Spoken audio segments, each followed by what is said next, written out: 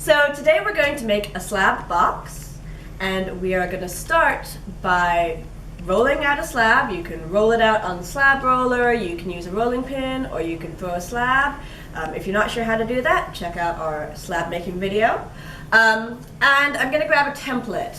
I grabbed a 4-inch square template to start with. You'll notice I need 6 squares, and I don't have enough room for 6 squares on here, and that's okay. You don't have to cut them all out of one slab. You can make a couple different slabs. It's easier, it actually goes faster.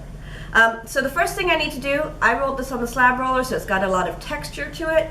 I need to smooth it out. I really like the rubber rib for this. So I'm just going to smooth out all that texture so I have a really nice pretty box without too many marks on it. Alright, don't forget about the back side.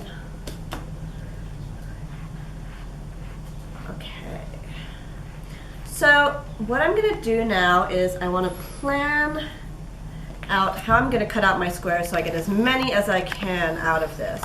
So actually I could probably get 3 cut out. I'm going to show you 2 just for planning's sake. So I'll put that down there, and I'm going to use my fettling knife, and I'm going to cut right around. Now I want to be careful when I get to the edges because I don't want to cut into my next square. So I'm going to cut that out, and then I've got a lot of nice room down here. I'm going to go ahead and line up my square on that cut and just continue.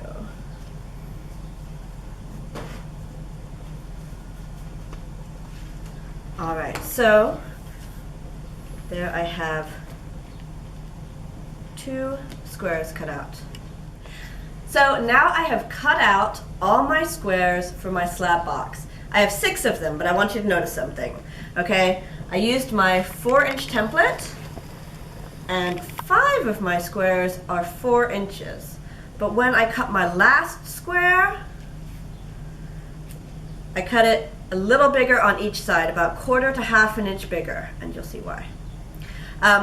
So now I need to wrap these up overnight, and we don't just put them in a plastic bag because you want them to get a little bit dry. So what we use is some newspaper, and the newspaper is going to soak up just enough water to help dry them out without getting them too dry. So I use a double sheet, so 2 pages of newspaper. I'm going to lay it out, and then I take 2 of my squares and I lie them side by side on the end of the newspaper.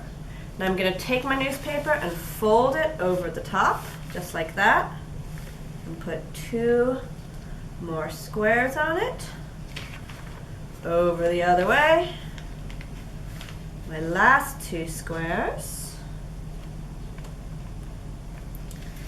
and fold it over. So each square has 2 pieces of paper touching it on both sides.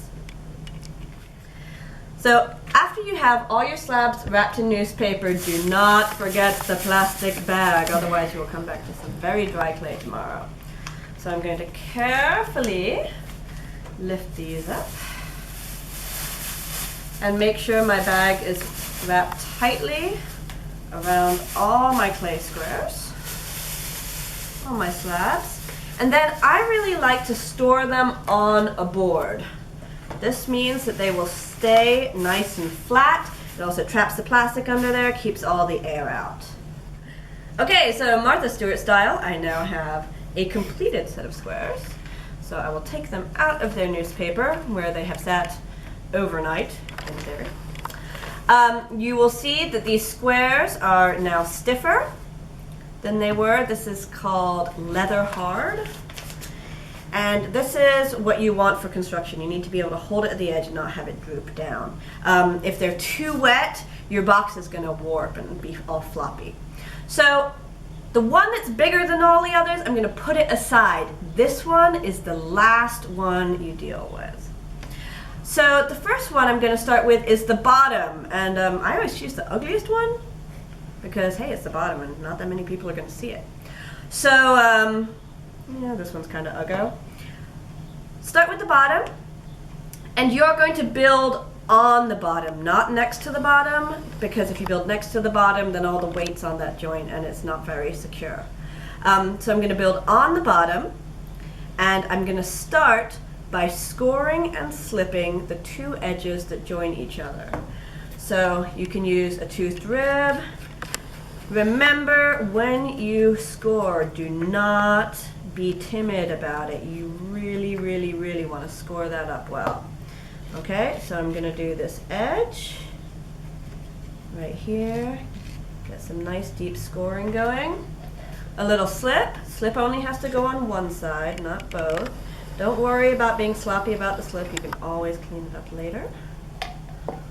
Okay, and I'm going to go ahead and set that right on there. And patch up that edge. I like to do cleanup on this right away because it's a lot easier to get into these edges now than it is later. If you did not do a perfect job cutting your squares and you've got a little gapping, that's not a big deal. What you can do is take a little fresh clay, make yourself a very little coil, so just like a little wormy guy here, and roll it out. And you can always do a little scoring right along that joint. Right there, along that joint, and you can push the coil in there. So if I just push that coil in there, that's going to support the joint there if I'm a little worried about the clay having gaps. So I can smooth that out. So what I want you to notice is on the next piece that I'm going to attach, that it hangs over the end of the bottom, and I'm not even going to worry about that right now. What I want to make sure is that I'm scoring and slipping all the sides that are going to touch each other. So do not forget about the vertical parts, because those are something new for this side. So I'm going to get these.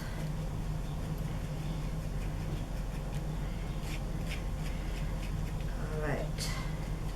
So I'm going to score these on, and then I will join you guys again when it comes to the fourth wall. So here we are on the fourth side. I have scored and slipped the other three into place, and now you see we have a problem. So it doesn't fit. So what we're going to do is we're going to cut a little bit off this first side, but we don't want to cut through the bottom here. So what I'm going to do, so I get the thickness right, is I'm going to take my fourth side and I'm just going to line it right up here, and I'm going to draw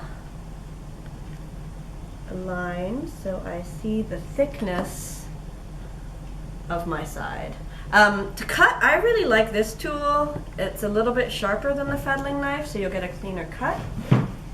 So I'm just going to go ahead and carefully cut right down that line, making very sure not to cut right through the bottom. I'm just going to remove that right there.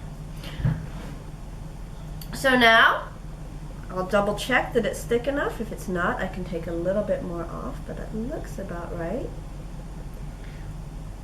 So now that piece can be scored and slipped just like the others. It fits right on there.